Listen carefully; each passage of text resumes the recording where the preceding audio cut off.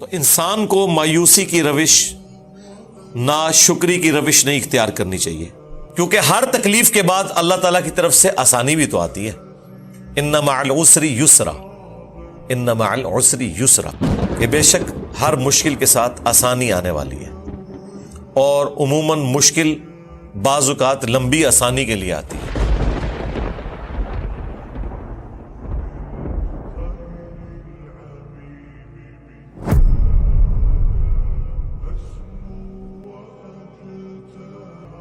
وَلَئِنْ أَذَقْنَا الْإِنسَانَ مِنَّا رَحْمَةً،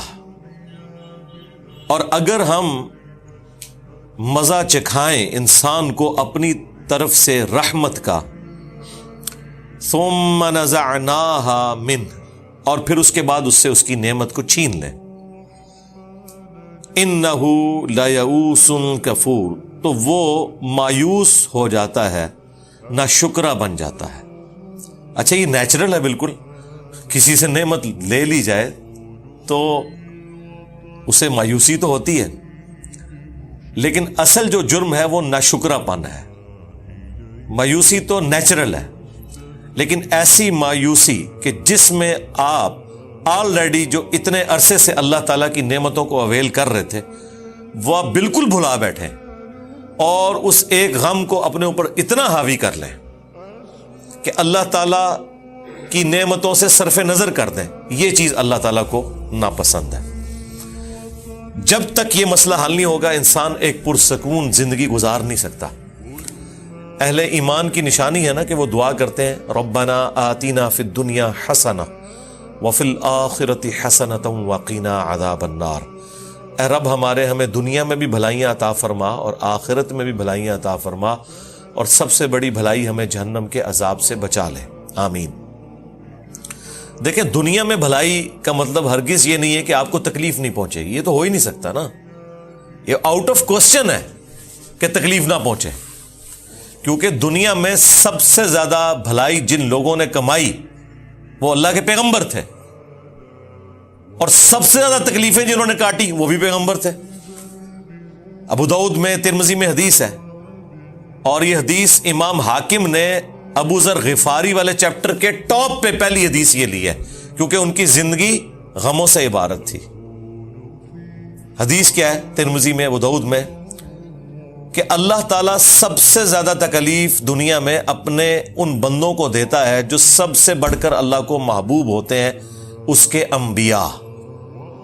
اور انبیاء کرام علیہ السلام کے بعد سب سے زیادہ تکلیفیں ان پر ڈالتا ہے جو ان کے بعد سب سے بڑھ کر محبوب ہوتے ہیں، اور ان کے بعد ان پر سب سے زیادہ تکلیفیں ڈالتا ہے جو ان کے بعد سب سے بڑھ کر محبوب ہوتے ہیں۔ اور پھر نبی علیہ السلام نے فرمایا کہ انسان مؤمن یہ تکلیفیں جھیلتا رہتا ہے،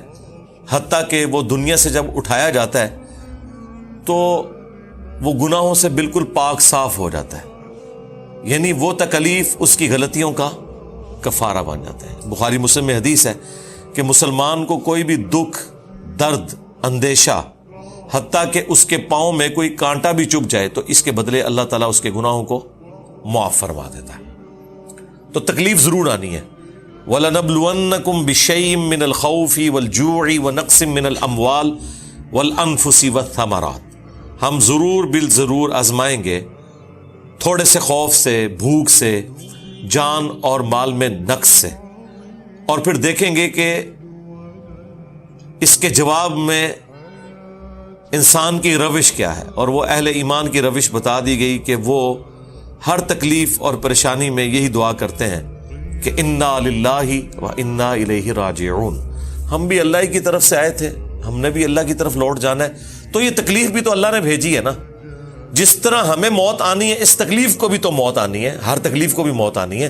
اس دن تو تکلیف کو موت آ ہی جائے گی جس دن آپ کو موت آئے گی۔ اگر کسی شخص کو لا علاج مرض لگ گیا تو اس مرض کا خاتمہ اس دن تو ہو ہی جانا ہے جس دن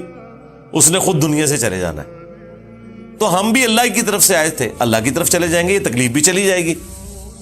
لیکن روش یہ ہونی چاہیے کہ ناشکری کی کوئی اپروچ نہیں ہونی چاہیے، اللہ کا شکر ہر حال میں ادا کیا جائے، اور اس کے علاوہ چارہ بھی تو کوئی نہیں۔ اگر کوئی شخص یہ سمجھتا ہے کہ اس کے علاوہ بھی کوئی چارہ ہے اپنی تکلیف کو، غم کو غلط کرنے کا، تو ہمیں بتا دے۔ اس سے بڑھ کر کوئی راستہ، کوئی اور سلوشن نہیں ہو سکتا کہ انسان تکلیف میں اللہ کی طرف رجوع لائے اور کہے کہ جو اللہ کی مرضی، جو میرے ساتھ یہ معاملہ ہوا، یہ اللہ ہی کی طرف سے تکلیف آئی تھی، اسی کی طرف لوٹ جانی ہے۔ اور پھر انسان اپنی گزشتہ کی زندگی کو یاد کرے کہ انسان کی زندگی میں کتنے خوشی کے لمحات تھے، ان میں اگر ایک تکلیف کی کیفیت آ گئی تو اس کی وجہ سے وہ خوشی تو ختم نہیں ہو گئی۔ مثلا اگر کسی نے 40 سال زندگی کے آسانی میں کاٹے ہیں اور 41ویں سال میں اسے کوئی تکلیف پہنچی ہے، تو اس تکلیف کی وجہ سے جو وہ 40 سال سکون کے کاٹ چکا ہے وہ کیسے زیرو سے ملٹیپلائی ہو گئے، بلکہ اس کے بعد آنے والی جو زندگی ہے وہ بھی زیرو سے ملٹیپلائی نہیں ہوئی، کیونکہ ہر تکلیف کے بعد اللہ تعالیٰ کی طرف سے آسانی بھی تو آتی ہے۔ ان مع العسر یسرا، ان مع العسر یسرا، یہ 2 بار جملہ ریپیٹ ہوا ہے ایک سورت کے اندر کہ بے شک ہر مشکل کے ساتھ آسانی آنے والی ہے، اور عموماً مشکل بعض اوقات لمبی آسانی کے لیے آتی ہے، اس کے بعد ایک سٹیبلٹی آ جاتی ہے۔ عورت پریگنینسی کی تکلیف سے گزرتی ہے، اس کے بعد ایک آسانی اسے ملتی ہے اولاد کی شکل میں۔ تو مشکل کے ساتھ پریشانی اٹیچ ہے۔ آپ ذرا وہ لمحات غور کریں کہ جب یوسف علیہ السلام کو ان کے بھائیوں نے اندھیرے کنویں میں ڈال دیا تھا، تو اس ایک لمحے میں اپنے آپ کو رکھ کے دیکھیں تو زندگی تو انسان کی ختم ہو گئی نا، لیکن اللہ تعالیٰ نے اسی میں سے ان کے لیے آسانی نکال دی۔ آپ ان لمحات کو یاد کریں جب رسول اللہ صلی اللہ علیہ وآلہ وسلم کو مشرکین عرب کی سازشوں کی وجہ سے مکہ شریف چھوڑنا پڑ گیا۔ اب رسول اللہ کو اس وقت تو نہیں پتا تھا کہ مدینے میں میری وہ زندگی انتظار کر رہی ہے کہ اگلے 10 سالوں کے اندر ٹوٹل عرب میں ریولوشن آ جائے گی، اور اس کے بعد بھی چند سالوں میں رومنز اور پرشینز مسلمانوں کے قدموں میں ڈھیر ہو جائیں گے۔ تو وہ جو تکلیف تھی اس کے بعد ایک اتنی بڑی آسانی آنے والی تھی۔ تو انسان کو مایوسی کی روش، ناشکری کی روش نہیں اختیار کرنی چاہیے، لیکن یہ ظاہر انسان کی انسٹنکٹ میں، اسی کے اوپر تو آپ نے قابو پانا ہے تو اللہ تعالیٰ کے محبوب بندے بنیں گے نا۔ وَلَئِنْ أَذَقْنَاهُ نَعْمَاءَ بَعْدَ ضَرَّاءَ مَسَّتْ، اور جب ہم چکھاتے ہیں اسے کوئی نعمت اس تکلیف کے بعد جو وہ کاٹ چکا تھا، لَيَقُولَنَّ ذَهَبَ السَّيِّئَاتُ عَنِّي،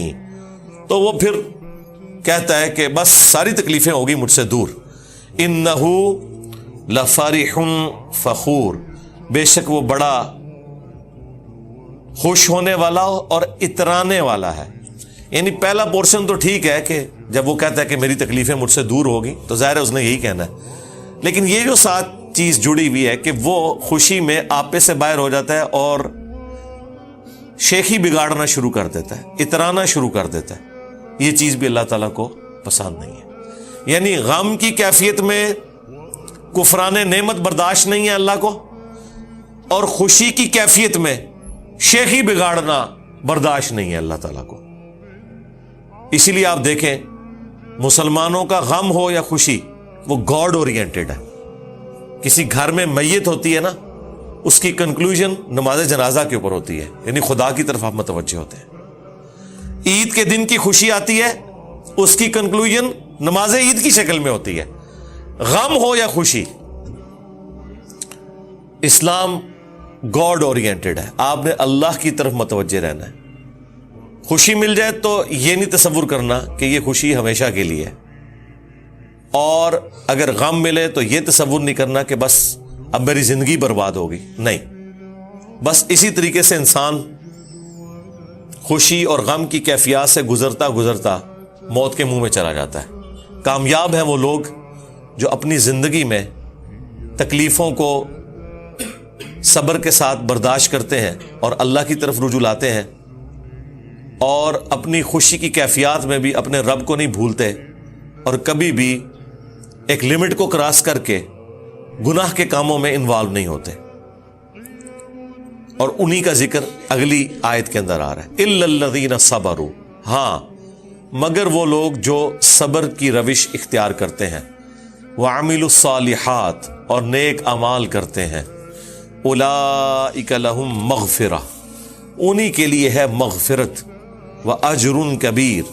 اور بہت بڑا اجر، اللہم اجعلنا منہم، اللہ تعالی ہمیں ان میں شامل فرمائے، آمین۔ دیکھیں یہ بڑی نیچرل باتیں ہیں اور یہ ہماری بیسک نیڈز ہیں، زندگی ان کے بغیر گزر نہیں سکتی۔ ایک خدا کے ماننے والے کی زندگی اور ایک خدا میں بلیو نہ کرنے والے کی زندگی میں فرق یہ ہے کہ تکلیفیں تو دونوں کو آئیں گی، خوشیاں دونوں کو آئیں گی، لیکن سٹیبلٹی اس کی زندگی میں ہوگی جو خدا کے ساتھ اپنا تعلق، اللہ کے ساتھ اپنا تعلق قائم رکھے گا۔